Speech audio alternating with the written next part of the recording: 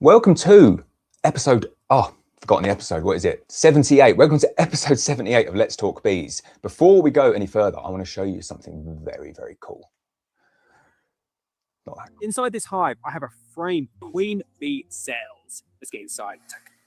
So the cells on this frame here contain. It gets. Ooh. Oh, I'll tell you what, it got me right on the tip of the nose there. It's the most painful place in the world to get stung.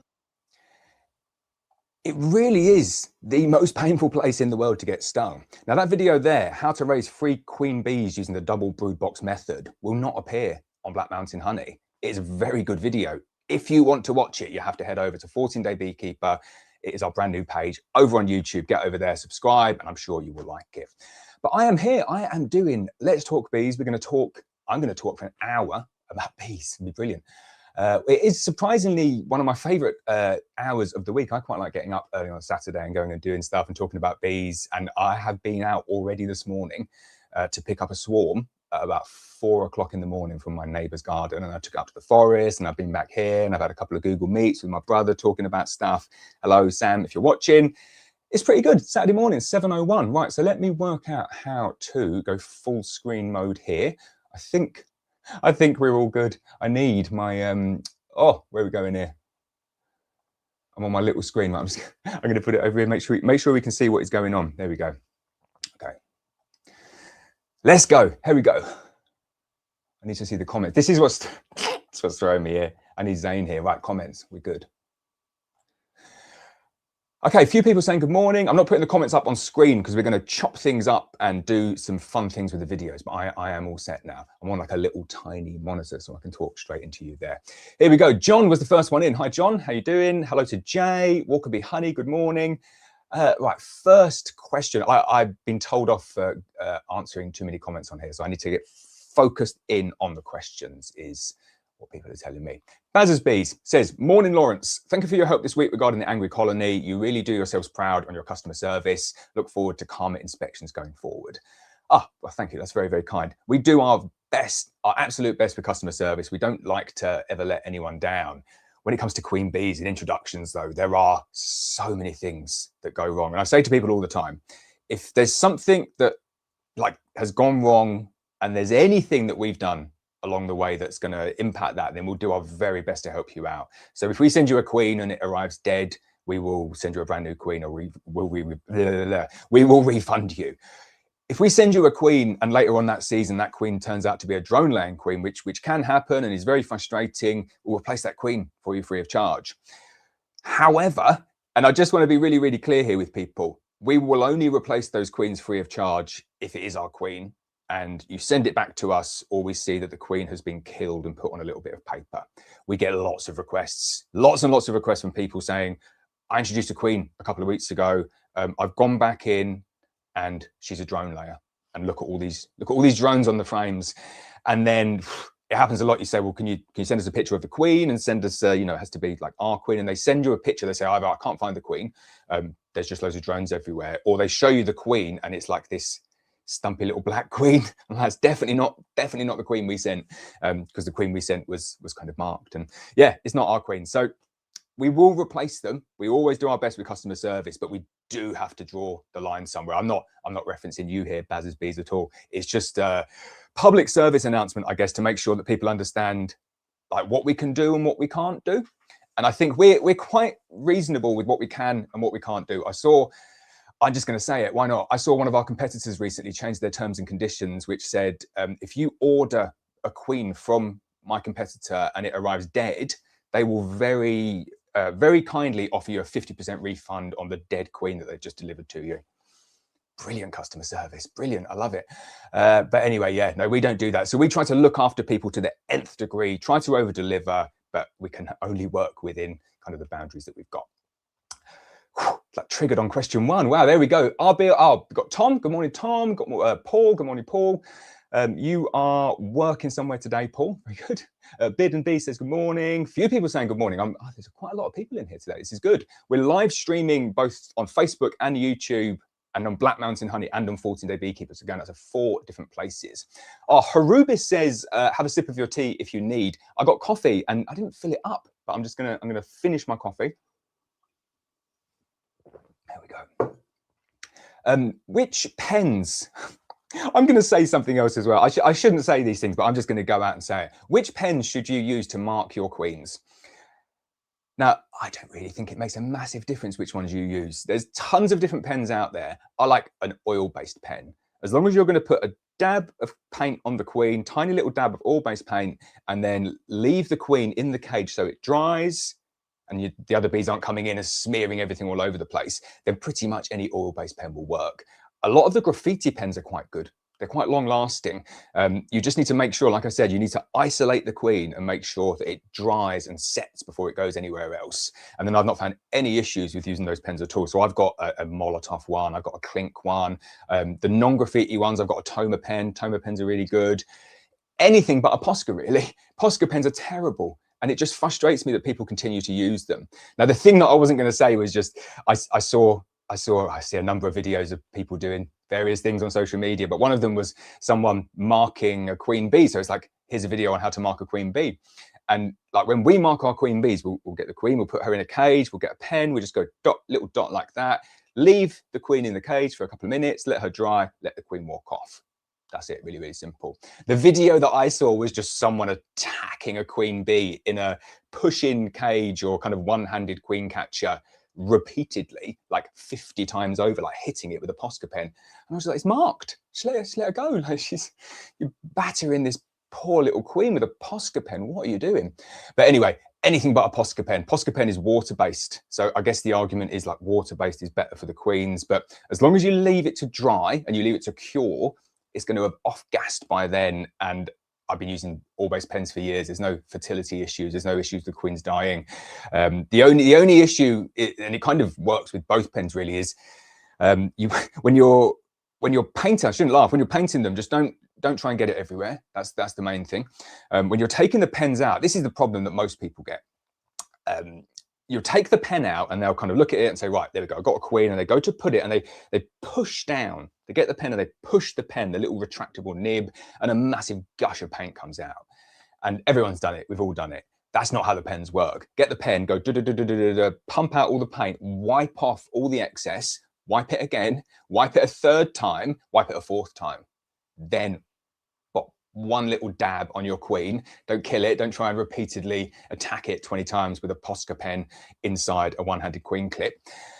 And that's it. It's very, very simple. So yeah, there we go. Anything oil-based and anything that's not torturing the queens in one-handed cage clips. Go and have a look, see if you can find the video. It's quite a fun one.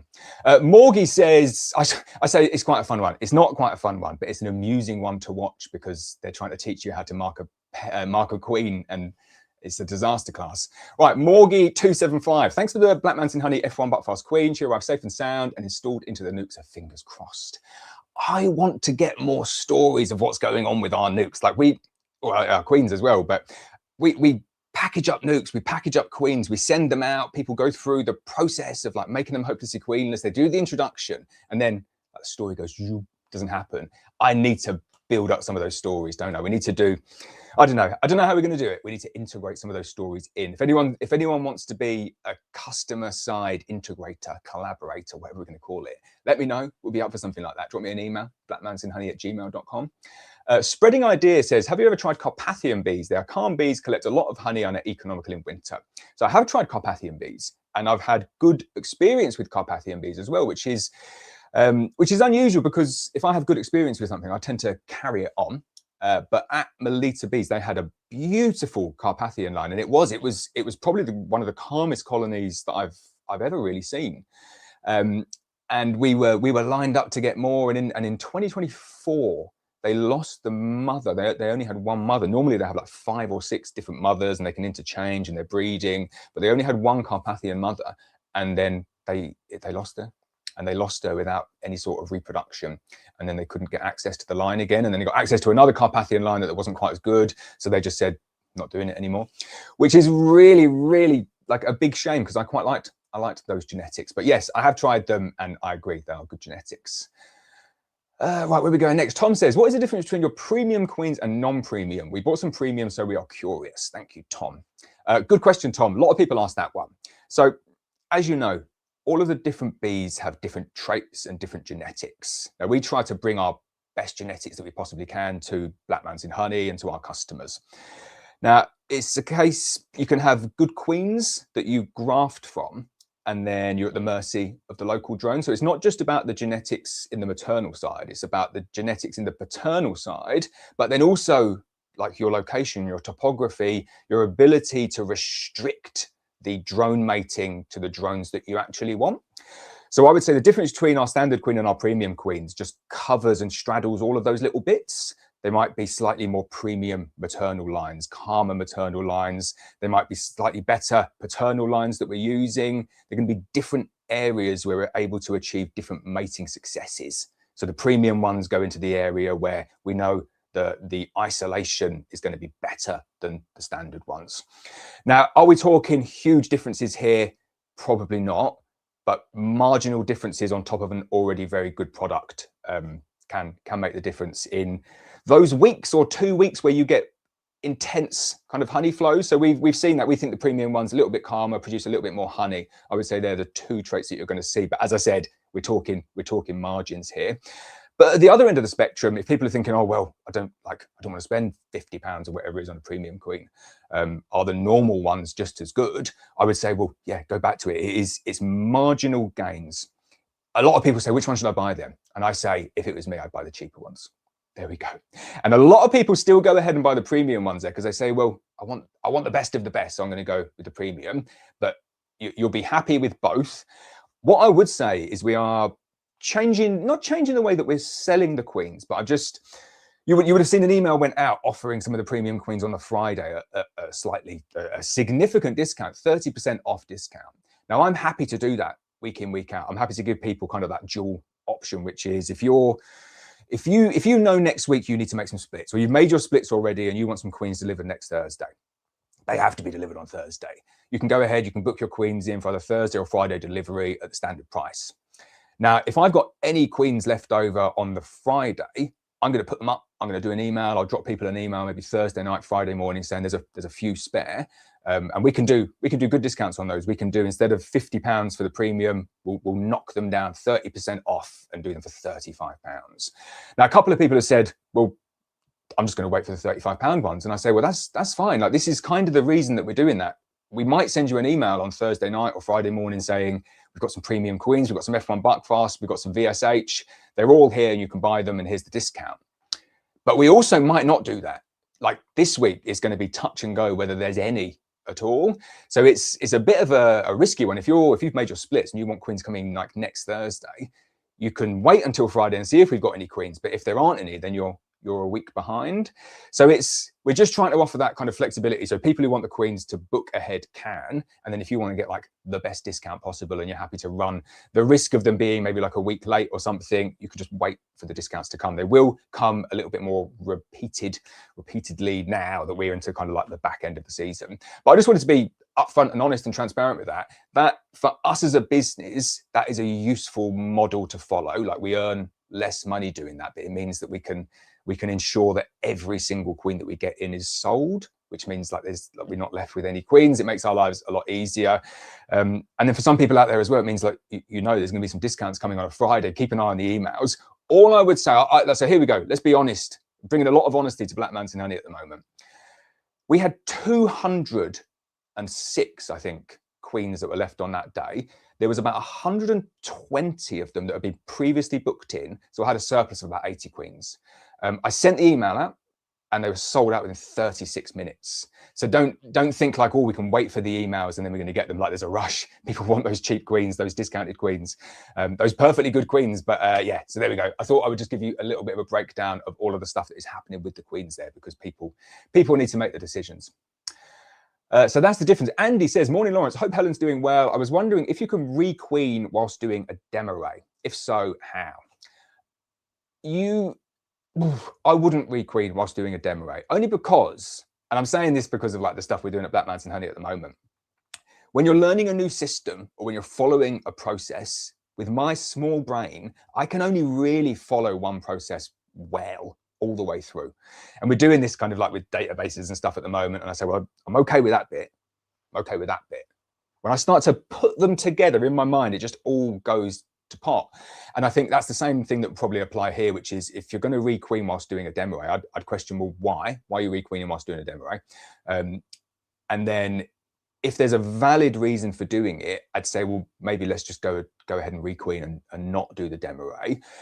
And if there isn't a valid reason for doing it, I would say, well, you're much better off. Like if you're thinking the queen's coming towards the end of her life, you might as well go ahead and do the demo and let her fill the bottom box, and then just go ahead and take her out.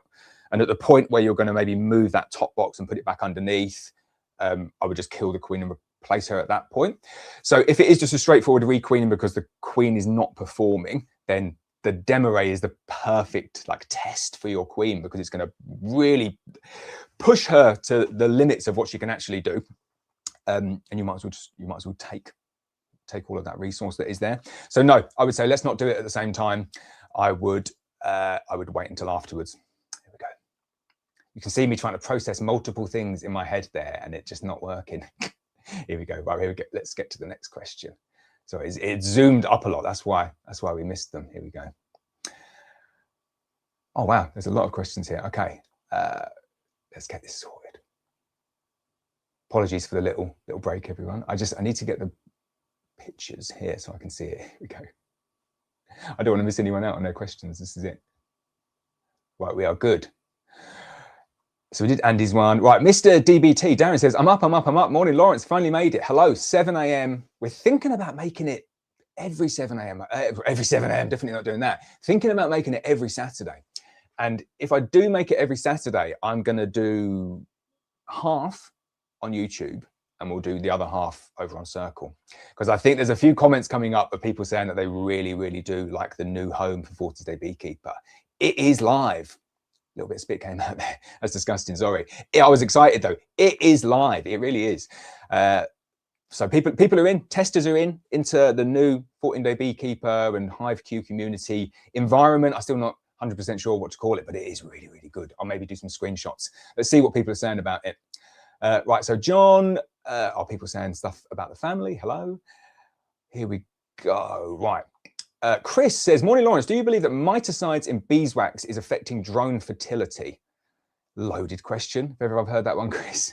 I would say I don't know, but there is no doubt in my mind, having seen the wax production facilities at a number of suppliers, that the loop of people treating their bees, producing beeswax, that beeswax going into wherever to be made into foundation, and then nice clean foundation coming out the other end that people put back into their hives, oblivious to the fact that there could be anything in it, that's what's going on, isn't it? So there's no way that stuff, miticides, whatever it is, other stuff is getting in kind of baked into that process. Is it impacting things? I don't know. Like you'd have to look at the studies and stuff like that. I would drone fertility, like I would say, is probably the wrong thing to focus on here. I think mismanagement of drones is far worse. I see everyone doing this, which is, oh yeah, we don't use miticides because it's bad for the bees. So what we do is we just take out our 2 frames of drones and just uncap them all and chuck them away, and all the mites are in there. And then people say, queens aren't getting mated. Must be all the miticides affecting the drone fertility. I'm not saying that you're saying that, Chris, but it's the same people that say that chuck away all the drones that are in their colonies for Varroa control, and then they moan that their queens aren't getting mated. And I was like, so maybe connected there, guys. There may be some connection there. So I'm very much a case. I'm very much a man of loving the drones. Like I put extra drone foundation in, and I let the drones go wild and get as many as I can in the colonies. So we don't see issues with that. We don't have many mating issues. Like our success where we get our queens mated is very, very high. So I'm not looking at it and thinking, there's drone fertility issues there. For us, it's not an issue. Thomas says, morning, Lawrence. How late in the season can you make up a nuke? Glad I was able to help spot the queen on the last video of the Zane's first nuke, since you didn't manage to spot it during your inspection. Oh, Thomas. You need to watch episode 9 of Zane's first nuke. I won't say any more. It is, oh, wow. Yeah, Gutted. Right, where are we going next?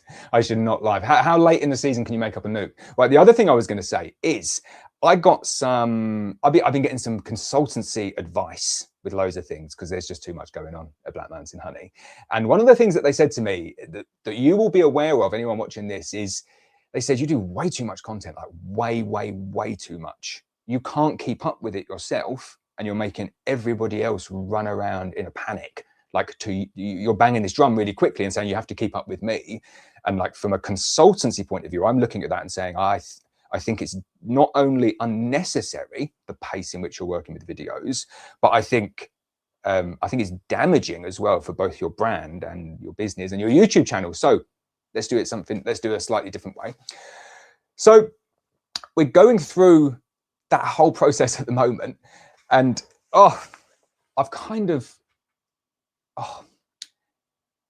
let's go back to it. How late in the season can you make up a nuke? You can make up a nuke very late in the season, but it depends on the amount of bees that you need to put in it.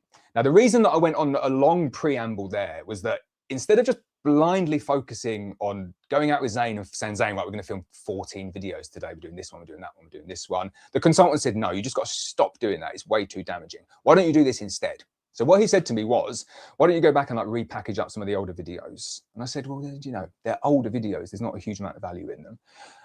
And he said, no, you're definitely wrong. They might be dated. There's value in them though. Like the message is clear. Repackage them. So it's relevant to this question here. How late in the season can you make up a nuke? What I went away and did, instead of going off and filming loads of new videos, is I went back through my back catalogue on YouTube and I found a series which was a step-by-step how to make up an overwintered nuke. It's like a 12 episode series, and it starts off like all the videos back then. It starts off with me doing a 6-minute preamble announcing what I'm going to do in the video. So I say, oh, hello everyone, today in today's video I'm going to do this and I'm going to do that, and then I go off and do it. So I didn't like the videos, but the content and the message was brilliant. So this is what I've done. I went ahead, I filmed some intros to all of them. I've sent them off to the editing team with the instruction to say, look, there's a 20-second intro. It's a 7-minute video. Compress it right down, get all the key messages across, give people the dates that they want, show them the process. It gives you a step-by-step, week-by-week, 12-week process. It's called the Overwintered Nucleus system. And I'm going to be releasing it in like a couple of weeks' time because it is literally finished. This is the change that we're making at Black Mountain Honey. I'm trying to get away from going outside like I did this morning and collecting a swarm and doing a video saying, hey guys, I'm collecting a swarm at the moment, and they swarmed and it was a bit annoying. It's not really that valuable to anyone. And I'm trying to switch it up here where Thomas is asking, how late in the season can you make up a nuke? And I'm saying to you, Thomas, you can make it up pretty much at any time of the year, and it depends, and depending on the time of the year will dictate the amount of resources that go into it. But I'm going to go one step further than that. I've produced a full 12-part series called the Overwintered Nucleus system that will be released in 2 weeks' time. And it's just going to give you a step-by-step, week-by-week process showing you how much brood to add, how many frames of stores to add, when to feed, when to put your treatments in, slowing the feed down, different ratios of feed, 1-to-1, 2-to-1, when you should do your final feed to make sure you're not backfilling the brood nest. All of that information is there. Now, I hope, and you feel free to give me feedback on that, I think that's a much more valuable proposition to anybody, any beekeeper, than me just giving like a running commentary of what is going on. It's just become aware that I can't keep up. So I need to look backwards, take things out of the past, repackage it and give you it in a really nice way. I got loads of these to do. So really good question, Tom. I would say, how late in the season can you make up a nuke? I'll answer your question finally. If you want to do a 1 frame of brood and 1 frame of stores split with a shake of bees, I would say you are at the absolute limit of that now. I'd probably advise moving over to 2 frames of brood, 1 frame of stores, good shake of bees, maybe 2 frames shake of bees in as well. Take it off to a new apiary, feed it up straight away. That should be okay. The way of thinking of it is much better than thinking, right, how can I build up a colony that's ready to overwinter? Because you're missing out a really key point. A lot of people miss this point, which is how big do I need to build up this colony to protect itself from robbing bees and robbing wasps at the time of the year that they become bad? I've already seen wasps sniffing around some of the hives trying to get in. The wasp pressure is building. The robbing bee pressure will get really bad once the flow kind of stops, and it could be a super compressed year again. It's looking like it's going to be that way. But yeah, just try and stay ahead. Make sure you build up your nukes to be able to get ahead of the robbing bees and the wasps, and then you should be good. 25 minutes in, we've got 35 minutes left. I've not answered anywhere near enough questions here. Right, John says, saw a good video on queen marking and they used a small sponge to pin the abdomen to save them having to hold her with their fingers. I've seen that one, and I've seen the one with the band as well, putting the band down. I have to say, I'm more comfortable doing it with the fingers, but I like that one, John. I think that the band web is potentially a nice, easy way of not damaging the queen. Demby Honey, Paul says, I'm so looking forward to receiving my obsidian queen next week. I made a split for her yesterday. Are they very similar to buckfast? Well, that is a brilliant question, Paul, because it's very much on my radar to talk about this. So we removed the obsidian queens. I went through this process. We've been going through this process with a consultant, trying to consolidate stuff, and it's happening everywhere. It's happening on Black Mountain Honey. It's happening on the website. We're consolidating everything. He said, you've got too many different types of queen. You've just got too many different types. It's confusing for people. So we went through this consolidation process to take it from 13 different lines to 6. And one of the ones that didn't, it's not that it didn't make the cut. We were trying to position things in a way, like coming at it from a user experience perspective. We wanted to have 3 pairs. And it meant that the obsidian didn't fit neatly into that. So we took the obsidian away. And, people kicked right off taking the obsidian away. Straight up, people were saying, why can't I order the obsidian? Like, that's all I want. Just bring back the obsidian. When are they coming back? When can I order them? And I said, well, they're not coming back. Like, the plan is to not bring them back, just consolidate. And people said, I really think you should reconsider that. Like, they are by far and away my favorite one. Please, can you reconsider? And I said, well, we'll reconsider, but at the moment we can't do it because there's a big lead in on them. We need to inform them that they need to do the grafts, and then they need to graft, and so it's 6 to 8 weeks away. And then another email came in, and then another email came in, and then lots and lots of emails came in. I thought, okay, this isn't. We need to do something with this here. And then an even more interesting development, and I'm gonna start bringing this guy in here now because it is moving quite quick. The person that I'm working with on the super cool idea, and when I say working, I do nothing. Like, I respond to a WhatsApp and just say that's awesome. So that's my involvement. They are working on a super cool hive scale idea. That's all I'm going to say. So it's a hive scale idea. It does a little bit more than a hive scale, and if we get it off the ground, it is going to be the coolest thing in the world, and it will massively benefit anybody who's bought 14-Day Beekeeper or is over at HiveQ. I will say just that. So also, I might as well plug it in there at the moment. You've got 1 week left for lifetime membership. If you're watching this and you've not signed up to 14-Day Beekeeper and you want lifetime access to HiveQ along with all the channel member videos that are living over there now, 1 week left, do not delay.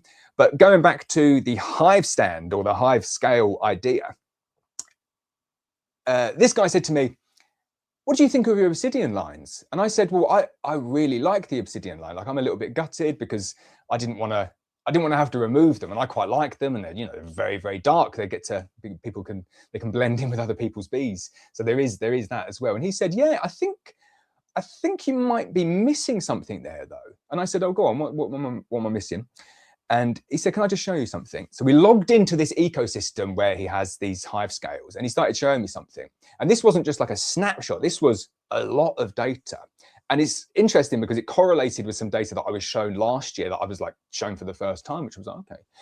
But fundamentally, it comes down to this. The data is showing that the obsidian is producing more honey than the buckfast. And in these 2 instances here, quite a lot more honey than the buckfast. Now, the obsidian line is derived from a number of different genetics, but one of the genetics is in there is the Caucasian bee. And the Caucasian bee has a very long tongue. So the obsidian line has a longer tongue than the buckfast line. Really simple kind of property length of the tongue, which means that they're able to access different forage to the buckfast bee. And this is exactly what somebody else said to me last year. They said, I've got 10 hives here. Yeah, we almost set it up as a test. It wasn't deliberately done like that. They set it up as a test. They said, I've got 10 of your buckfast and I've got 10 of your obsidian. And the buckfast have produced 2 supers of honey for the spring. Like, I'm happy with that. Like, that's really happy with that. It's like 40, 50 pounds of honey, spring harvest. They said, but the Obsidian have done 4 supers each, like all of them. They've all done at least 4 supers. Some are up to 5. And he said the colonies, like, you couldn't tell them apart. They're same size colonies. So he was saying there must be something going on here. It must be the tongue length. And it means, and the thing that I like most about that, and I'll talk about some of the negatives as well with it in a little bit, but the thing I love most about that is that they're going out and getting more honey. So they're going out and foraging more nectar. But the source of nectar that they're getting is a source of nectar that only like that bee can get. So it becomes a very exclusive honey. It becomes a honey that has properties and like taste potentially that is different from the honey that the buckfast can produce. But here's where it gets a little bit interesting, because it was showing on the days where, and this potentially is sometimes a negative of the buckfast, and one that the local bee brigade, let's call them that, like to kind of say, oh, well, this is why you shouldn't keep buckfast. But he was showing on the graphs how during the poor weather, the buckfast was declining, whereas the Obsidian was in some instances declining, but maintaining as well. So it was proving that the Obsidian was a little bit more hardy, was a little bit more able to go out in the drizzly weather and still go and find something. So we're bringing the Obsidian back. The Obsidian is very much back. We've been given a batch of Obsidian for every single week up until the end of July. And when I put them on, I think the first 3 weeks got sold out straight away. In fact, one of them sold out way more than we actually had. So I need to go back and reallocate some people. The Obsidian line is going to be back. The hive scale idea is going to be used to show the differences between these queens. I'm really, really excited about this. Now, I don't think this is going to change my approach to beekeeping, because the Obsidian line didn't do a number of the things that I liked it to do. They're super calm. They produce a lot of honey. There's quite a lot of propolis there. So for people who don't like propolis, you might want to go down that line. But it was the rapid expansion of the buckfast that I really like when it comes to my style of beekeeping. I think they maintain that temperament very, very well at the F1 generation as well. And if you're isolated, you can take that multiple generations down the line. It's just when when they start going mating with AMM drones that things can get a little bit spicy.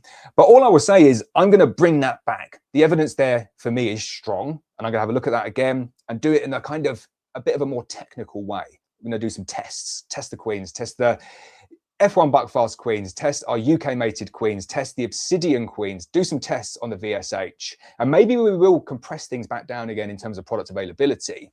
But all I would say is I'll keep my options open and I'll look at the data, because I think it's really interesting the way that the weather patterns are changing. The fact that it's just rained for 3 weeks solid here in North Wales, that robustness becomes a trait that's quite useful.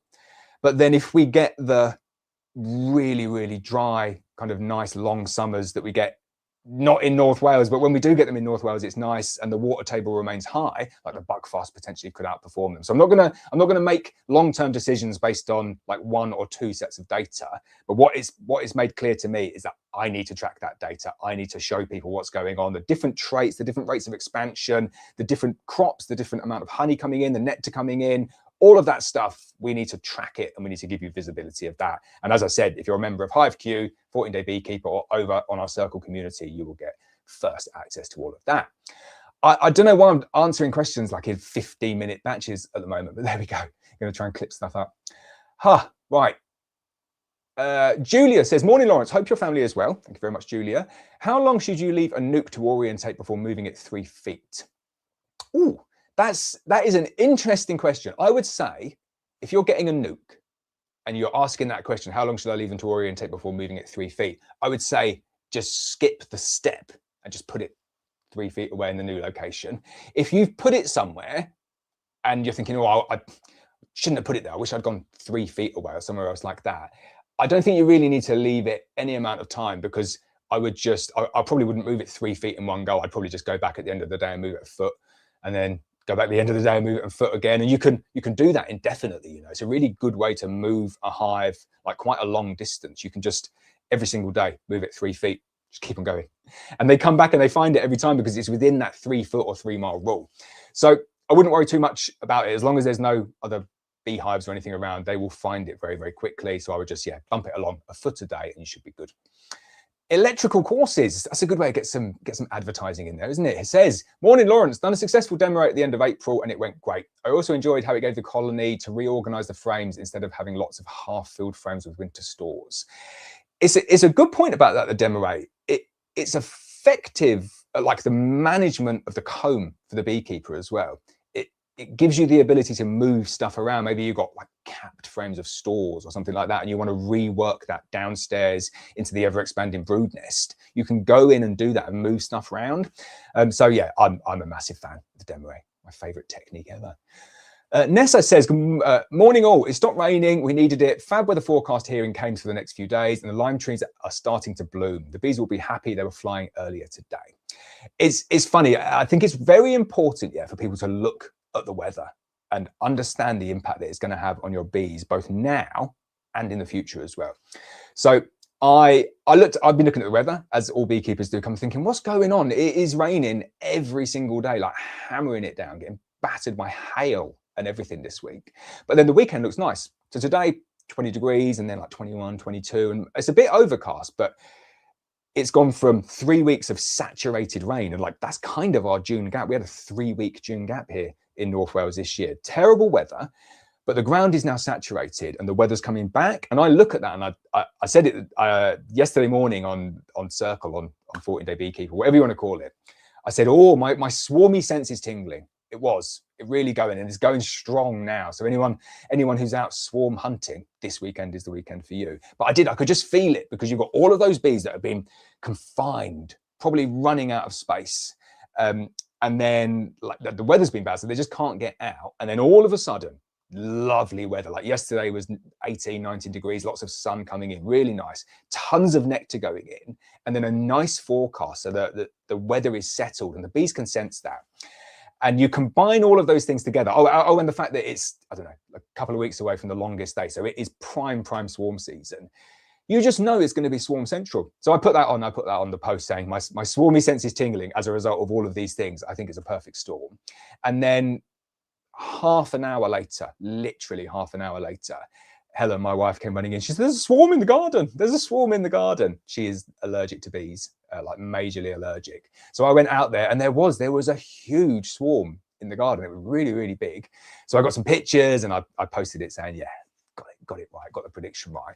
But it's not a difficult prediction to make. It's not like I'm celebrating the fact that I'd predicted it and it wasn't like written in the stars. It was quite obvious it was going to happen. It's the first really nice warm day for ages. Any swarms that were going to swarm during that period are going to be backed up, and now they've just got a perfect weekend to do it. But I'll give that advice to you if you're anywhere around here. Swarm season is here, very much so this weekend.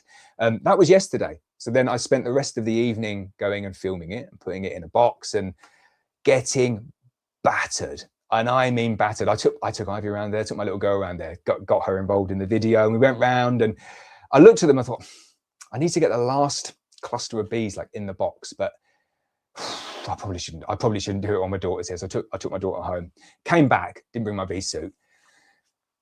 And you'll just have to watch the video when it comes out. But yeah, needless to say, I took a few stings. Right, where are we going? Danny Cleo, morning. Danny says, I bought a queen from yourself and introduced her perfectly fine, but on my 7-day inspection, she had laid absolutely nothing. Now, I know the weather has been really crap, so hopefully when I do my inspection today or tomorrow, I see that she's now been laying. Is it normal for a queen to not lay if the weather takes a turn? Yes, like 1,000 times yes. We get so many emails coming in, Danny, like this. People saying, I bought a queen and I put her in the colony and she's not doing anything. She's not up to scratch. I'm not saying this for you, Dan. I'm just saying, I'm paraphrasing for customers here. And I say, well, like if there's something wrong with the queen, we're more than happy to put it right. We stand by our product here. Send me some pictures, send me a few pictures. And we always like to have a top-down picture and a picture of some of the frames, and just send me 5 or 6 pictures showing a variety of different things with the queen. And I'll let you know, I'll give you my thoughts and give you a bit of advice on what's going on. I've had 5 or 6 emails this week of this exact thing, where people saying, I bought a queen, she's not laying. And they've all sent the pictures back, and every single one, bar none, this week have come back, and I've seen the following, which is frames with a bit of brood on, maybe, yeah, a little bit spotty, the brood, but not the worst brood, not the best brood. Queen's still there. And then on the first frame, no stores, like none, bone dry. Second frame, bone dry. Third frame, nothing. It's just a frame of nothing. Fourth frame, you get the picture. It's just bees, a little bit of brood, a queen, and nothing else. No pollen, no cap stores, no open stores, no nectar, no food, like literally no food. It's like they've not been fed for weeks. And then they go back to the question of the queen, like, oh, I bought a queen off you and it's not laying, is she okay? And it's like, the problem, definitely not the queen. And like, I can prove to people that it's not the queen, because that colony there, and this is the advice I've been giving people all week, that colony there, take your supers off, feed them 6 to 8 litres of 1-to-1 syrup over a week. And then if she's not laying and you can't see eggs and larvae, then we'll replace the queen. Like, I guarantee she'll be laying. And this is what I would say to you. This is what I would say here, Danny, is it's exactly the same one here. So if you've got a colony where the weather's been really, really bad and they're going backwards and they've taken down all of the food and you've just got lots of dryness in the brood box, or even lots of like cap stores, the bees need this incoming nectar to kind of make it work. But if you're seeing all of that, I would just recommend getting a good feed in there. The feed will kickstart her. The good summer weather will kickstart her. It can take up to 3 weeks for the queens to properly come back into lay anyway. So not seeing eggs after a week is nothing to be worried about. But knowing what I'm seeing from people, the emails that are coming in, I suspect you're going to have like quite a dry brood box. And you need to go in and fix the dry brood box by giving them some nice incoming food spread over a week, 1-to-1 sugar syrup, simulates a flow, stimulates that queen, and then you can come back and have a look at the queen. And if there's an issue, we always fix it, you know that. But I suspect there won't be an issue and you'll have a really nice, perfect, plump queen going around doing everything that she needs to do. John says, thanks for the queens you sent out over the last few weeks, both successfully introduced and laying. Still got a Black Mountain Honey 2024 queen still laying like crazy. How long can you store capped supers before extracting? I really like that question, and I've nearly been caught out by it again. I've done this every single year, bar 1, maybe 2. And the 1 or 2 years that I did it, I said, well, I'm doing that every single year. That was the easiest thing ever. The mistake that I've made previously, John, I've just gone back to YouTube mode there. That's what I do when I'm filming a video. I'll kind of cut. Oh, yeah, I got it wrong. Okay, right. Fresh cut.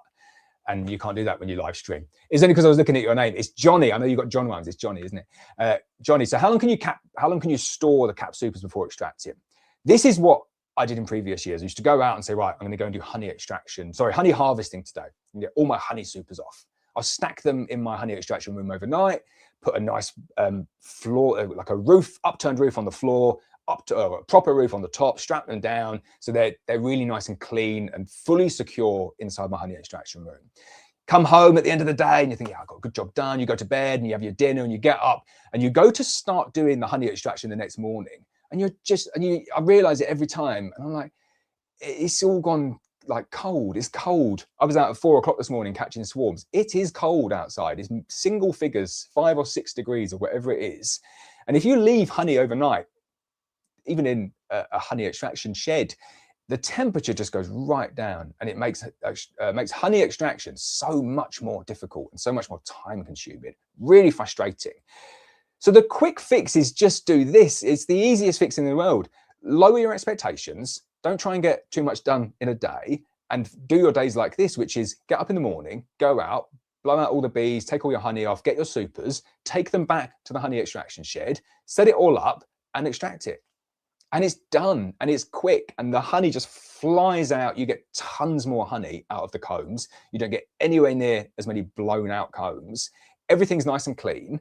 And the beauty, the best bit about this is that you do it in a day. Yeah, so say, I'm not recommending anybody to go and do this. Got to be super clear here, yeah. But just imagine this for an example. You've got a colony on a brood box and 4 supers. And you're thinking, we are in the middle of a mega flow here. I need another 4 supers urgently, but I've not got them. I want to extract my honey and put the supers back on a day, but I've not got any spare boxes. You could do this. You could just go and take the supers off, go and put a big cardboard box or something over the hive, just to give it some temporary shelter for the day, so it's not getting like crazy robbed out. You'd have to design something to do that to make it work. Big cardboard box would work though.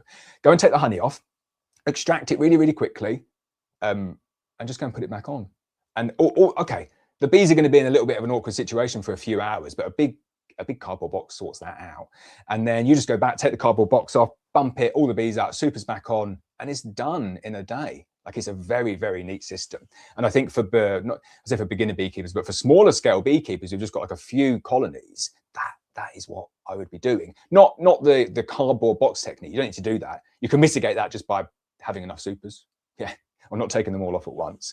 It was just the theory of it would work. But I think condensing down the harvesting and the extraction and doing it all in one day is very, very good for the beekeeper. It's very, very good for the bees, and it makes the end product superior, I'd say, because you end up with less wax going into it. It's going to be clearer. It's definitely easier. Oh, there we go. Right, James says, we have a Black Mountain Honey Premium F1 Buckfast Queen that was introduced successfully 3 weeks ago. After the first 7 days, we found eggs and larvae. Week 2, capped worker brood and good pattern. 3rd inspection today. I'm reading this. I'm such a, not a pessimist, but just kind of ready for the reality of life. I was reading it thinking, oh, what's gone wrong with this one? It's gone well. It's gone well. There we go. They do normally go well. Right, Sam says, morning, Lawrence. How is your honey crop this year? I have 12 production hives and have so far taken 250 pounds of OSR and bean honey. Taking them to 40 acres of borage next week, hoping for good weather. Well, lucky for you, Sam, the weather looks really, really good next week. And we've had loads of rain, so the ground should be nice. The borage could yield very well. Borage honey is not only like the best yielder going, but it is also my favorite honey. I love borage honey. Really, really nice. So my honey crop, rubbish, terrible honey crop. I should, if I'd have followed my own advice this year, I would have taken the honey off whilst it was there. Maybe like 2 or 3 supers on the best performing ones, 1 or 2 supers on the not so good performing ones. I would have taken that off and I would have double brooded and I would have fed. Gave loads of people that advice and then made splits later on. It would be, if you'd followed that advice this year and you kind of, you're 3 weeks into feeding through the June gap now on a double brood and they're filling a double brood, like that split into 2 colonies and super up from here on in will produce tons of honey. Wish I'd followed my own advice. But I live in a very, very different life this year where the bees are just not my priority. Like my wife's got, she's got breast cancer and we've got lots of treatments going on. She's going through chemotherapy. We've got to travel to the hospitals in Manchester. It's like an hour away. And then you've got to go for blood tests and you've got to go for all these different things. So where I would have had like evenings and weekends and stuff previously to do the bees, I've not got that anymore. So I had to make a decision, which was, do I want to create the work of going and taking out my honey, emptying the supers and then doing more work and feeding them, or like perfectly acceptable approach as well is the bees have got all of that honey. They've gone and foraged it and I'm just going to leave them to eat it during the June gap. And they're doing very, very well at eating their way through it. So I've not got any honey. I've not done any harvesting yet this year and everything will just roll over and I will do a single summer crop, but I'm not expecting it to be good because it's just way too wet and way too rainy. But I understand for me, the important thing is healthy bees, getting the bees through, keeping them at a point where if the good weather comes, they will perform. And everything is like, yeah, it's lined up for the good weather. So I think it should be good. Mr. DBT says, also to add, the new home for 14-day Beekeeper Hive Q is way better. Let's hope it is open to all soon.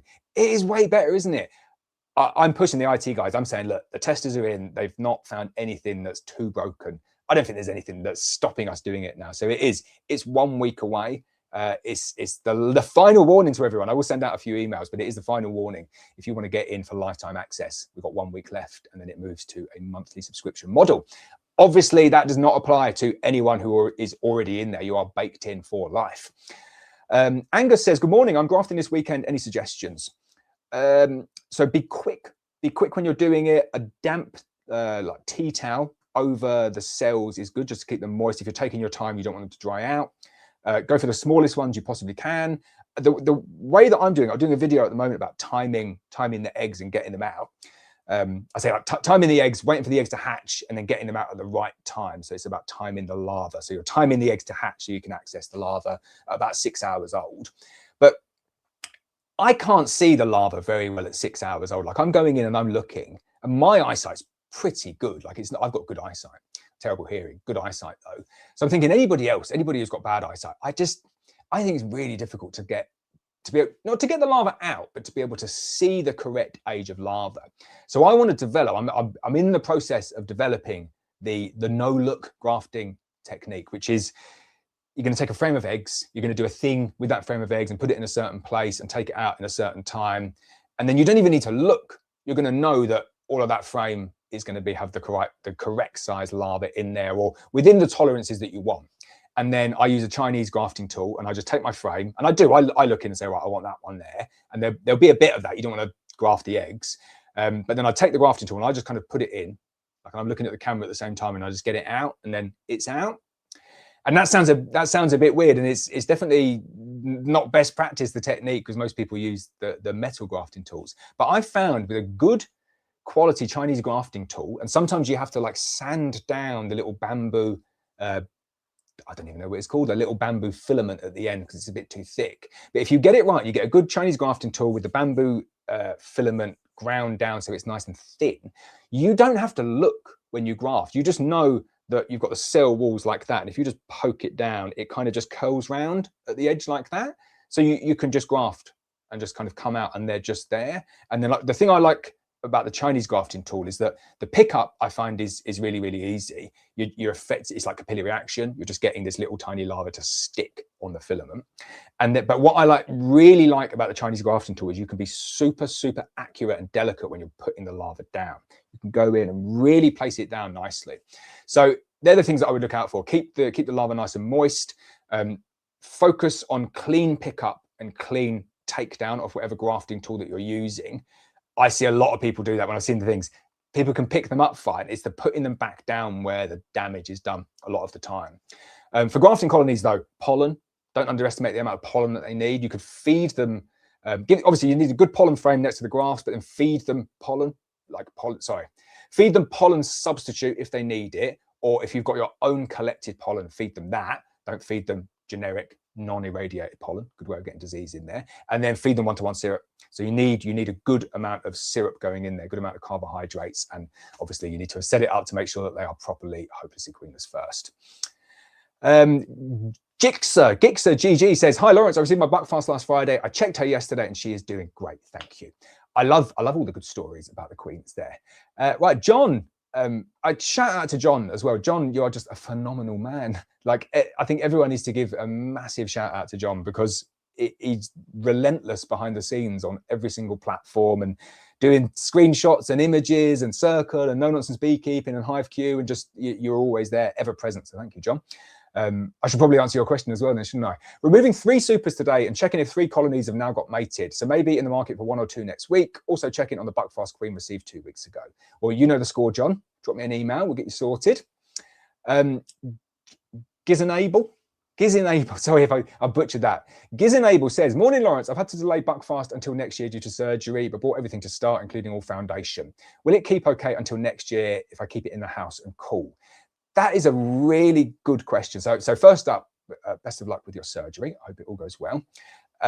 So if you've got foundation just like in a pack, say it's still in the plastic pack like that, yes, no problem at all. That will stay fine. All you want to do, keep it somewhere, like I would say, like roomish temperature. Don't worry too much about it. If you keep it somewhere that's cool, it's going to become brittle and could potentially break. But room temperature is fine. The bigger risk with foundation is that it starts to warp and starts to go like that. So if it's in the plastic, just keep it on a nice, hard, flat, horizontal surface, and it will stay good indefinitely. Like a shelf in your kitchen or something like that, that kind of temperature, nice and flat. My wife would not let me keep it on a shelf in my kitchen, but you get the idea. If it's already in the frames, this is the better bit of advice, which is make up the hive. So get everything in the hive, build it all up, all of the frames in the foundation, sorry, all of the foundation in the frames. Go and stack it all up in the exact configuration that you would have it, where you're keeping the frames vertical like that.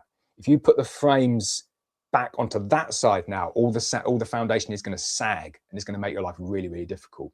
So if it's flat packed and you've just got packs of foundation, keep it horizontal to keep it flat. If it's already in the frames, you need to keep those frames vertical. And the best way of doing that is just to build everything up and go and put the beehive outside somewhere, strap it all up, make sure nothing can get in, close off all the entrances, and then you don't need to store it anywhere. It could just be kept outside. It will be much colder there. The wax will go brittle, but as long as nothing's going in and getting it, it's not going to break, and then no problem at all using all of that next year. So you should be good. Best of luck with your surgery. James says, what's the best method to replace old brood frames? My nuke from another supplier has plastic spacers which are not spacing nicely with my Hoffman frames. I want to slowly replace them. Oh, there's a number of different ways to replace brood frames. So you could do a, just trying to think, you could do a shook swarm. I'm starting off with like the most extreme version. You could do a shook swarm where you have a brand new box, brand new frames of foundation. You shake all of the bees from your old box onto them and you discard all of the old frames. Now, I would not recommend that. That is way excessive, but it's a valid way of getting them across. So I'll go through all of them. The downside with that is you lose all of the brood, which is obviously not what we want to do. Another way of doing it is to just get another brood box. So take that additional brood box and just put it on top. So you've got your original brood box with all of the frames that you don't want, and then your new brood box with all of the frames that you do want. The bees are going to start at the bottom and they're just going to kind of build up. So then they'll be filling both of those boxes. All you do is you find your queen, put her in the top box, queen excluder in the middle. So you've got old box with all the old frames, queen excluder here, new box with all the new frames and your queen. Wait 8 days. It's not. You see, I'm doing that. Wait 8 days to get the days right.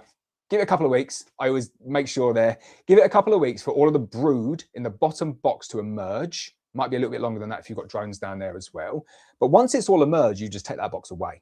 And then you're back to exactly what you want, which is your new brood box with the queen in, with all of the new frames, and then your bottom brood box just goes away.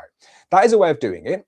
There are other methods that you can use, which are just, it's like Bailey comb exchange is what it's called, where it's just a slower, more gradual way where you're moving the frames that you don't want out to the side and replacing it in the middle with newer frames of foundation. I would say if you've got an extra brood box, just double them up. It's so much easier. If you've not, Google Bailey comb exchange, just follow the Bailey comb exchange and it will get you through it. It's a lot more work. It's a lot more work, and I think it's probably more difficult on the bees. So I would go with the other one.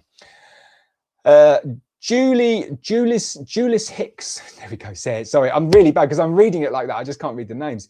Pulling honey tomorrow here in Northeast Ohio. Hi to everyone across the pond. Oh, hello. I love seeing it when people dial in from elsewhere, but hello. Good luck with your honey pulling tomorrow. I just kind of can imagine that going out, like flying out to America and just going and meeting some cool American beekeepers who are pulling their honey in Northwest Ohio. It's like a film, isn't it? Like a bit of Americana. I'd be well up for that. Where's my American hat? I have still got my American hat. I don't think I've even done this yet, have I? No. I've got it on a live stream. Here we go. When I went to, well, I'll wait till I get back on the camera. When I went to Narby, I love my Narby video. Like, it's the cutest thing in the world. Yeah. This is a really, made me cry now. When I got back from Narby, we did the video. And I showed my daughter the video, like she likes watching the videos.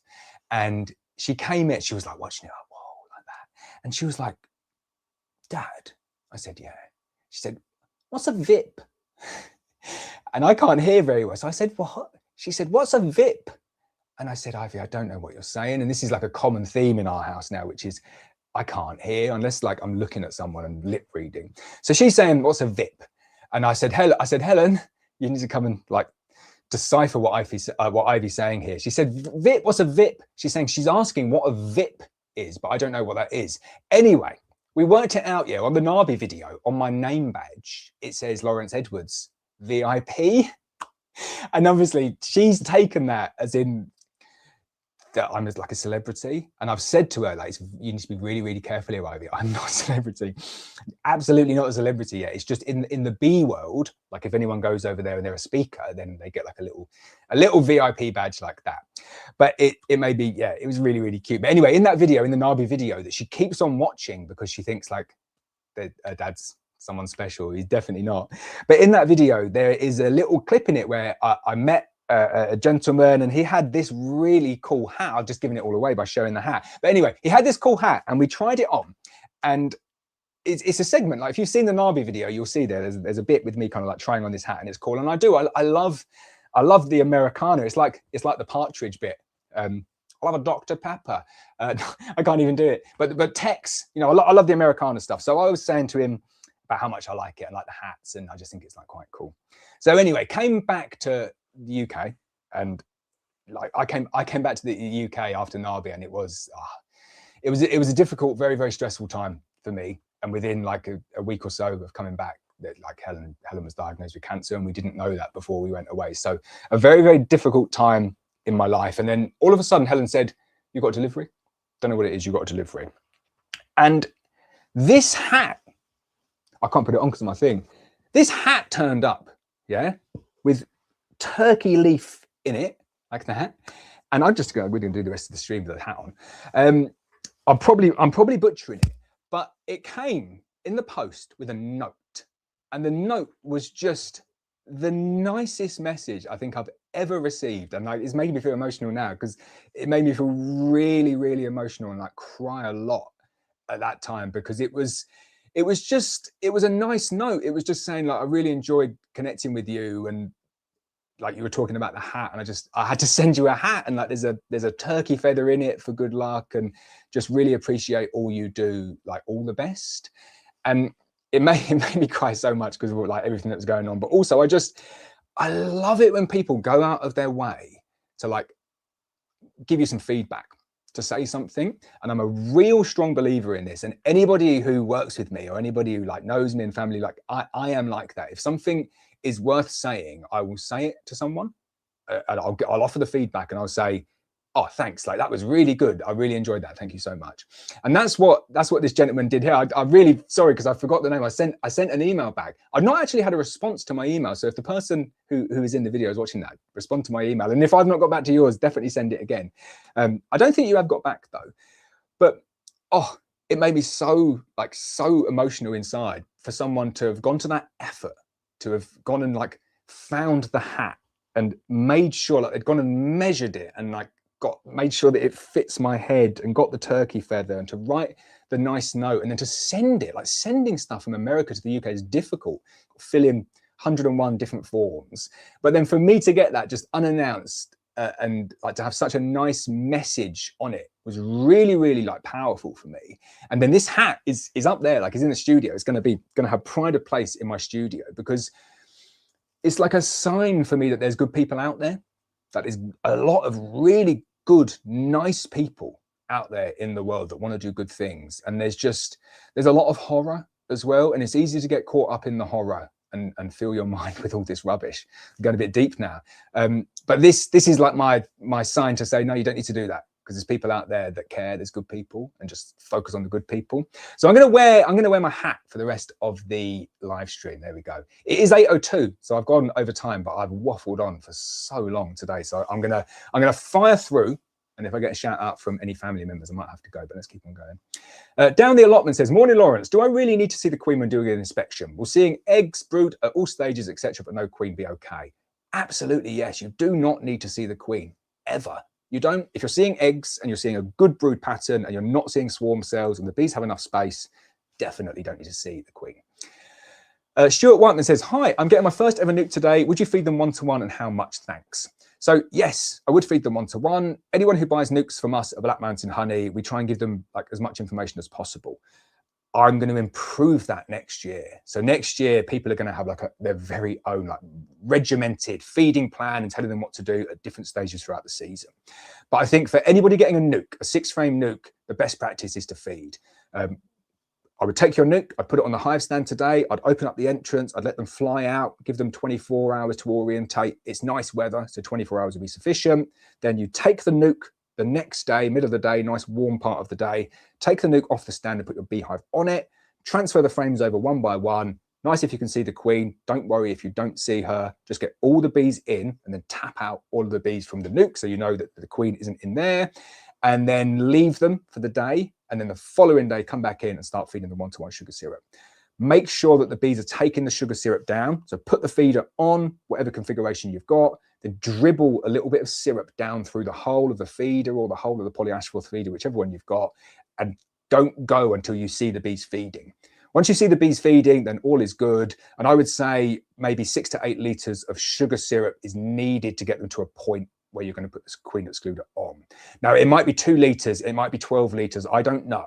The trigger for you, the next stage here is going to be, you've got a 6-frame nuke going into, say, I don't know where you are in the world, so I don't know how many frames you've got in your box. Let's say a 10-frame box. You've got a 6-frame nuke going into a 10-frame box. When you're looking down from the top, you've got 6 frames of bees and 4 frames of emptiness. Once you've got 8 frames of bees and 2 frames of emptiness, stop feeding. Put the queen excluder on, get your super on, and all should be good.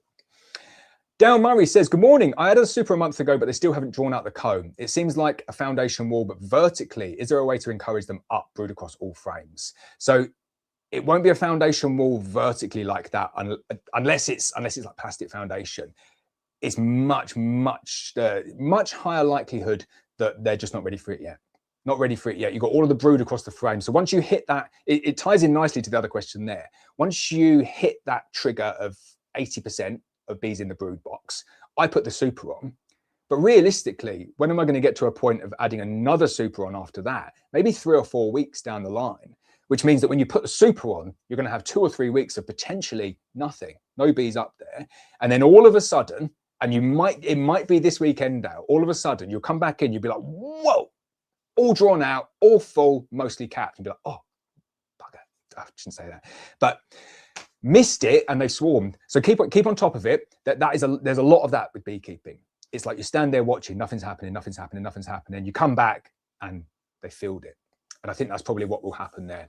In order for bees to draw out the comb, they need carbohydrates. They need to be fed, or they need a really good, strong nectar flow, but also they need sufficient heat. So there needs to be enough heat in that box, not just in the brood box, but heat upstairs in that box, and a suitable compression of bees up there in order for the bees to produce the wax to draw it out. If you're missing any of those components, they're just not going to draw it out. But I think this weekend, go and have a look up in this weekend. I bet you they're drawing it out with a good flow coming in. I'm really itchy on my arm here. I got battered last night, really badly battered. Not by anyone, by my bees, by the swarm actually. And I've not like reacted, but I'm just a bit itchy there. I reckon I took about 50 stings last night. So you will enjoy the video. Let's just say. Electrical courses is fine, isn't that? Electricalcourses.com or whatever it is. Sorry, didn't mean to advertise. Just logged into my YouTube account. I'm a long-term follower, 14-day Beekeeper member. Please move to every Saturday for these lives. They are fantastic. I think we need to move to every Saturday for these lives, don't we? Because it is, yeah, I think it makes sense. I will have to chop and change them though. So I'll keep them every other week on YouTube and Facebook, and then we'll do one within the Circle community as well, because there's tons of added functionality in there. It'd be cool. And then what I like doing over there, what I think would be quite a cool way to do it over there, is that I could just jump into the feed and I can have a look at what people have been doing. I can have a look at Darren's 80% graph success rate. Very well done, Darren, by the way. But yeah, I thought that'd be quite nice. And then I was speaking to the consultant about that yesterday, saying, I thought that would be a nice take. And let me know if this is something that would be useful to you. Drop me an email and say, yeah, that'd be great. But instead of, maybe in addition to in a live stream, but I think what would be a useful one is me dipping in to HiveQ, our online private community of beekeepers, and going through the posts and just having a look and just kind of narrating it and saying, oh, look how well Darren's done with his 80% grafting rate. Darren is a serious person. He does not mess around. He does not mess around. I love it. But we could say, look, how good's that? 80% success rate first year. He's following all the advice, getting the graphs really nice, larva correct size, brilliant. Just follow more of what Darren does and check out his amazing guide to converting from a Langstroth to a national, or national to Langstroth, whichever way around it was. And then I'll kind of go to another post and try and think what other posts there were now. I can't think of them off the top of my head. It's just the Darren show. But maybe there's some advice in there where someone said, my bees were looking to swarm today. There was 20 swarm cells, so I just took them all down and closed them back up. Maybe that was a post in there, and then I could pop in and say, well, what you've done there is you kind of like half fixed the problem, because you've now got them queenless. We need to wait until they're hopelessly queenless and you can add in a new queen. What you've done there is not going to stop the swarming. They're just going to create more and they're going to swarm anyway. So it would be me like commenting on the good stuff and saying this is really good, people could learn from it, and then me maybe like intercepting any of the badder stuff, not bad stuff, but any mistakes, and commenting over the top of it. I would like to do that style of video. I think that'd be useful. So maybe we'll do that one as well. That'd be cool. Marula Lambrecht 1945. I'm really sorry for getting your name completely wrong. I need to have some glasses. Good morning. I have a question about the opening underneath the hive. When do you leave the ventilation open, or when do you close it off? Is it a specific temperature? So really easy answer to this one. I keep my mesh floors open all year round and my bees have no issues whatsoever. Richard, who produces all of the nukes for Black Mountain Honey, keeps all of his bees on solid floors all the way throughout the whole year and has no issues with kind of ventilation or damp. So I don't think it makes a massive, massive difference. What is much, much more important about the amount of ventilation at the bottom, and my view is a little bit of ventilation at the bottom is good because it means that the bees can regulate the humidity within the hive and it gives the condensation a place to track out. But I would argue what is way more important is the amount of insulation at the top of the hive and ensuring that the side walls of the hive are less insulative than anywhere else. If you can ensure that, and you can ensure that by just making sure that the top, the area above the cluster, where the crown board would be, where the roof would be, is heavily insulated. What that means is that all the condensation can only form on the side walls, and it will just form on the side walls, which are vertical walls, so it tracks out like that. It means that you don't have any condensation issues ever. If you do it the other way around, and you have the walls more insulative than the roof, which in a lot of uninsulated hives can be that way. It can just be that everything's the same. So then the condensation can just go wherever it wants. You end up with the condensation forming above the cluster over winter and it can drip on it. And then that's what causes issues. The bees don't mind high humidity. They don't like being wet. They don't like being damp. They don't like being cold. So yeah, focus on the top side, get it nicely insulated. And then I don't think it makes a massive difference. The only time that I'll ever put a tray in is if I'm doing any monitoring for Varroa. And I don't do a huge amount of monitoring because the techniques that we teach in 14-Day Beekeeper kind of keep you ahead of that curve. Not to say that testing is bad. Like I think people should do testing and you can do alcohol washes. You can look at the mite boards. It's good to look at the boards and kind of see what's going on. And you can see the way that the colony moves and eats and moves through the stores during the winter. So it is good. It's just something that I've kind of adapted to not use. Swaroop says, what are F0 queen bees and how are they made? So F0 is a term that is kind of incorrectly used. It's not a technically correct term, although F1 is technically correct, but essentially it's a pure queen. So you're controlling the maternal side of that queen, and you're controlling either through isolation or more likely artificial insemination, you're controlling the drone side. So imagine I've got a queen that's going out and mating today, and I know that she comes from a breeder queen colony. I've controlled the maternal side, so I can say the maternal side is this. If she goes out and mates just anywhere, I don't really know what the paternal side's going to be. I can do my best to make it as high as I possibly can by drone flooding and making sure that there's good drones and separating them on your satellite apiaries and looking at the topography and looking at where the queens are likely to go and mate and doing all of those things. But I can't accurately or definitively say it's this is the line.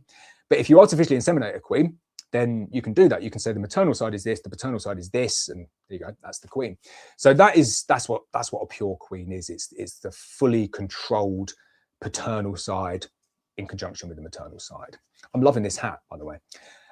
Danny Cleo says, hi again. On another one of my hives, I had a virgin queen that went out, came back mated. I know that on an inspection, I saw the difference in her, but after another 7 days, I did my inspection and couldn't see any signs of laying. And for the life of me, couldn't find that mated queen. Like I said before, I know the weather hasn't been great, but I went through the hive twice and just could not find her. And the bees were acting like they were queenless. What's your thoughts on this, please?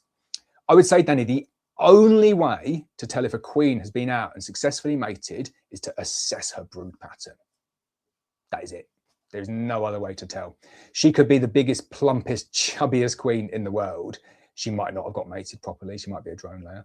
So the likelihood is she's gone out. She's had a go at mating. The bees have said, no chance. And they've just bumped her off. That's what I would say.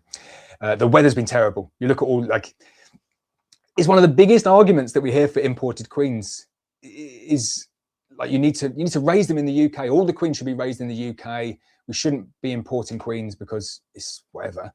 And then it rains and it rains and it rains and it rains and it rains and it does not stop raining. And all the UK queen producers now, me included, are saying, like, it's really difficult to get any number of queens mated at the moment because the weather is so terrible.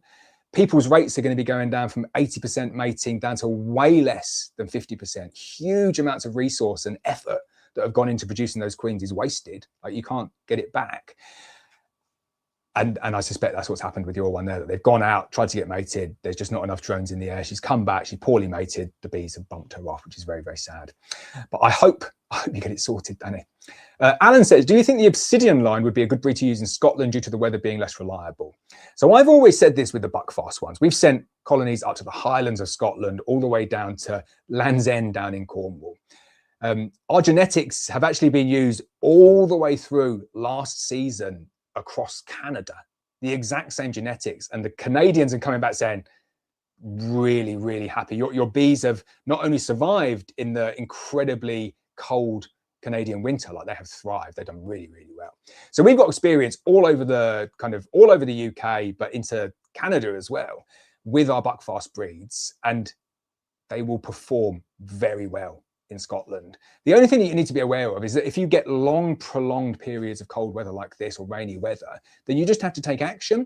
You can't expect the bees to kind of just keep on pumping out the honey. And it's the same, like I've done this with my buckfast bees this year. So instead of, like the bees got off to a flying start. Yeah, there was a week, literally a week of good weather, and they filled up like 3 supers. So when you get the good times, whether that's Canada, UK, Scotland in the UK, but Wales, England, wherever, they'll fill it up really, really quick. Now, what a lot of beekeepers do is they take the honey off, and then the cold weather comes in, and they're like, oh, these buckfast bees, they need so much feeding to keep them going. It's just, they're not suited to the environment. And I think, well, whoa, let's back up a little bit. You just took 3 supers of honey off. So I've done that this year. They filled up the 3 supers of honey. I've not taken any honey off. That honey's been on there for like 3 or 4 weeks now, and they're just steadily working their way through it because it's their honey and it's their stores to get them through any inclement weather. And when the weather comes back again, we'll hopefully get a surplus later on in the year. So I think if people have that mindset when it comes to honey production, then it doesn't really matter in terms of the weather and stuff, because if the weather's poor, you manage the bees and they produce honey when it's good and it kind of sees them through. And then if the weather's good, you end up with really, really big bumper honey crops. So I wouldn't worry too much about it. Like I say, Scotland, the buckfast bees do very, very well up there. Joseph says, morning, Lawrence. Thanks for the great videos and content from North Farnbridge, Essex. Thank you very much, Joseph. Glenn Hillage says, morning, Lawrence. Are your Caucasian queens going to be able soon? They produce so much honey when the others don't. Right, so Glenn, we need to sort your ones out as well. Yes, they will be back in some form. I know I've got an email from you as well that I need to get back to, but they will be there. I need to work out the earliest date I can get them to you, so I'll be back to your email. Dickie says, morning, Lawrence. I was wondering if you got around to doing an update on the Anel smoker. I bought one a couple of months ago and I love it, but why, oh, why is there no on-off switch? Interesting, Dickie, that one. I did a little bit of tidying out this week and I came across my Anel smoker. And Zane said, where should I put this? Should I put this with the smokers? And I said, well, I don't know. Like, I'm not going to use it. That sounds really bad. I'm not going to use it, though. And the reason I'm not going to use it is because I just like a normal smoker. It's kind of, my preference would be a normal smoker. And I like the design behind it, but when I look at it in my collection of smokers, like, is it the first one that I reach for? No, because it's a bit of a faff. You've got to charge the battery up. You've got to have the pads. You've got to have all of that stuff.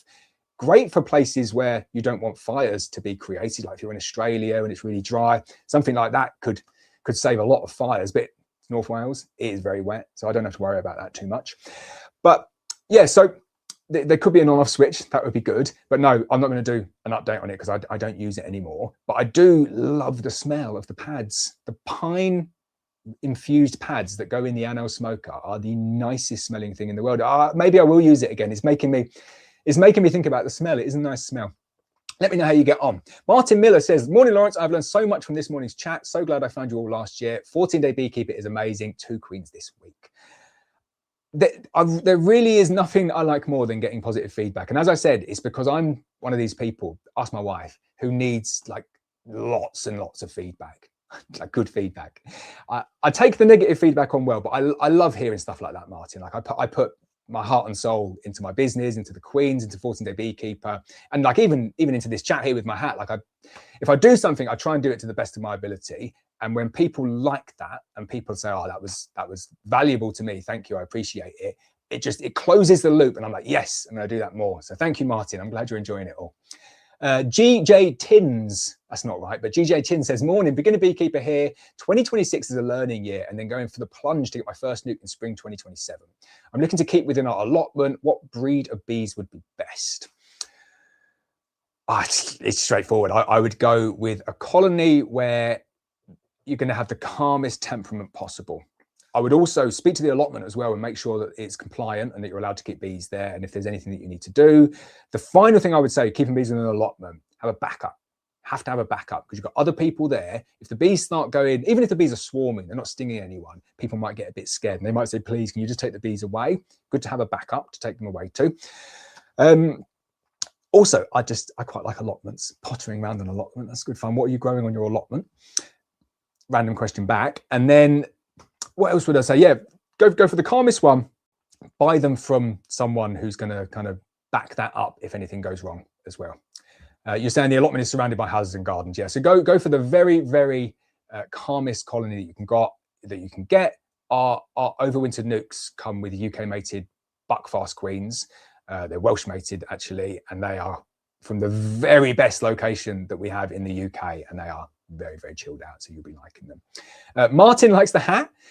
Julius says, good luck with your nuke next year. Ed says, you're one of the good people, mate. You give us new beekeepers a safe place to learn and feel listened to, so always consider yourself as one of the best. Oh, make me gush there. Thank you, Ed, very kind.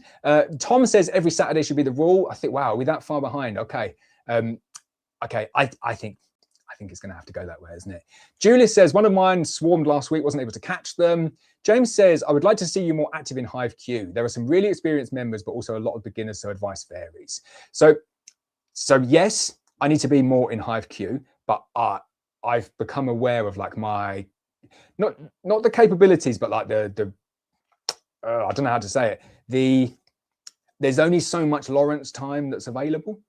And if I answered all the questions that were coming in, I'd be there 24/7 answering questions. We get hundreds of emails each day, get hundreds of messages come through, get hundreds of WhatsApps and texts and stuff like that. And even with Chrissy helping with the stuff now, there's a huge amount there. So in order for me to make it something that can grow and that can be scalable, it can't be reliant on me to go in and answer stuff. It will never work. And I've never sold it on that basis either. So this is why the suggestion of me going in maybe on a weekly basis and doing like a bit of a summary of what's going on and looking at a few posts and offering up some advice in that format and then posting it to the community, I can tick off a lot more people. So it will get me more active. It will get me commenting and answering on more people's posts, but in a hopefully like a more fun, engaging and interactive way as well. And I'll be honest with that. I don't want to, I've probably been caught up with that in the past of saying, I'm going to do this. You're going to get this amount of Lawrence time or advice. And then it's grown like victim of our own success a little bit, I would say, and massive thank you to everyone who's created that. But the last thing I ever want to do is offer something and then not for it to not live up to the expectations. So with Hive Q, the idea is as simple as this, which is there are some really experienced members in there. There are a lot of beginners, and you need to take the advice as it comes. We're going to work on getting more experienced people in there. We're going to potentially pay some experienced people to offer further support in there. I'm going to be training a brand new set of AI agents and bots that are going to live in there, and they are going to be like next generation, and they are going to only be able to access fully vetted information that I've personally vetted. So the knowledge transfer, I'm trying to do my best to give as much of that as I possibly can in a sustainable, potentially automated way, which I think is better for most people. Joseph says, I have a small nuke-sized queen white colony. Can it be combined with a large queenless colony? If so, what's the best method? It depends how small it is. I find one of the easiest ways of combining small colonies. Say you've got a colony that's on 2 or 3 frames and you want to combine it. Easiest way in the world. Take the nuke, go and take it somewhere else, pick up the bees, shake all of the bees out, let them fly in to wherever they want to fly in. There'll probably just be another colony next door. If there isn't, put the donor colony where it is, and just kind of compress everything round, and then just go and take the frames. If the frames are good, put them into a colony, boost the brood, boost the stores. Obviously make sure you find the queen and kill the queen on the small little split first, but you can overcomplicate things by trying to kind of like try and get a box of 2 frames and put it on another one with newspaper, and you just don't need to. With a small colony like that, just lift them up, shake them out, let them fly. They'll go into where they want to go in because you've removed the hive away, and then you're back to square one. P. Lewis says, maybe get some witch doctor gel on those stings. It will stop that itch sharpish. I've never heard of witch doctor gel. It's great. The itch has actually gone away now. I'm very, very lucky when it comes to not having a reaction to stings. Could have gone the other way, couldn't it? Andrew says, did a same apiary split following your advice, and yesterday saw the Lutz, queen, and eggs. Excellent. Oh, I definitely need to kind of like try and collect some of these stories from people, success stories. John says, thanks, Lawrence, for everything. And now to have a superb weekend with Ivy. Here we go. Helen, Lily, and Ivy. I can't even say it in the right order. Thanks, John. I hope you have a good weekend too. I'm going to call you X. She says, I don't know why I said she. Zode Winox. Is that right? Got my Black Mountain Honey Queen yesterday. Went to my hive. I assumed was queenless, only to see eggs and signs of being queen right. Now I have a queen with nowhere to go. Please help. Oh, get this one a lot as well. So you can make a split. You can make a split now that you've got your queen. Standard way that I recommend for people to make a split is this. You take your split, get a frame of brood, maybe 2 frames of brood, frame of stores, good shake of bees, take it off somewhere else, different apiary. Wait 8 days. And then go back in, shake all the bees off the frame, take down all the emergency cells, take your new queen, add it in, wait 24 hours, pop the tab, leave it a week, feed them, job's done, yeah? So that's the standard process. Now, if you've got the queen in hand, you can do that exact same process. Is it going to be as effective as doing it the other way? Maybe not that much, but it's really not that far, especially if you move it off to a new apiary. You're essentially restricting that colony to where they can go, but dictating the size. You can just go straight in and put the queen in straight away. So if you've got a queen in hand today, do this. Go and take 2 frames of brood, frame of stores, good shake of bees, put it into a nuke, take it off to another apiary, get the queen, put the queen in between 2 frames of brood, and leave the cage capped. Don't touch the caps at all. Feed them, come back in 8 days, shake off all the frames, take down all the emergency cells, pop the tab there and then, put the feeder back on, leave them for 7 days, and you should have a perfectly good split. Aaron says, how are we today? I'm very good, thank you. Darren says, let's chip in and get Lawrence a buzzer for answering questions. Oh, okay, we are actually at the end. I think that's a good shout. Right, I've reached the end, 8:26. I'm going to take my hat off.